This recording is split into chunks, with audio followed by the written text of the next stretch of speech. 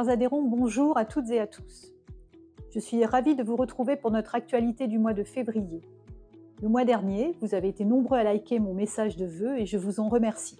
Tout d'abord, je vais vous parler de la priorité du mois, le communiqué de presse que nous avons réalisé avec Valérie Raoul-Deprez et le groupe d'échange RSE sur la simplification de la CSRD.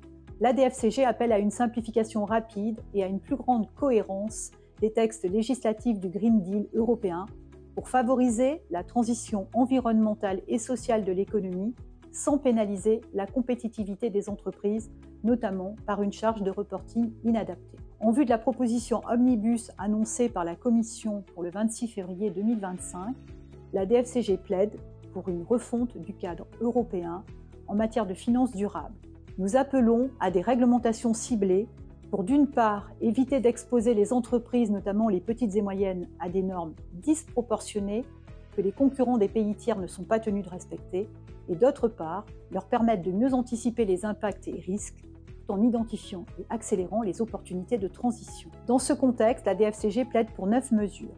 Premièrement, une simplification du cadre réglementaire en recentrant le reporting sur des données stratégiques et essentielles tout en réduisant la charge administrative excessive, en particulier pour les PME. L'analyse de double matérialité, y compris sur les chaînes de valeur amont et aval, doit rester la pierre angulaire de ce reporting, de même que les informations relatives aux politiques et actions. Deuxièmement, une harmonisation des normes CSRD, ESRS, CSFDR, CS3D, avec des délais adaptés pour une mise en œuvre progressive et efficace. Troisièmement, une protection accrue des informations sensibles afin de préserver la compétitivité des entreprises européennes face à la concurrence internationale. Quatrièmement, une révision des modalités d'application de la norme et une simplification de la rédaction en fonction des tailles d'entreprise en distinguant 4 catégories.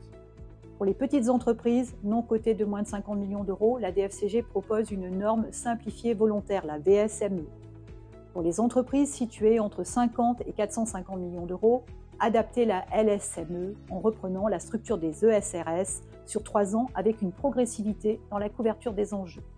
Pour les entreprises intermédiaires de 450 millions d'euros à 1,5 milliard, maintenir la norme actuelle avec les simplifications sur le nombre de data points déjà évoquées, mais accepter plus de progressivité.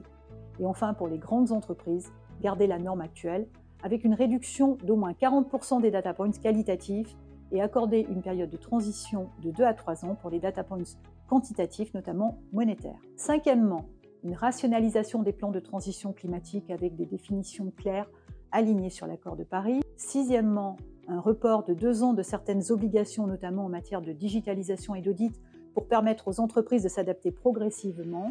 Septièmement, une suspension des normes sectorielles tant que la simplification des normes transsectorielles n'est pas achevée.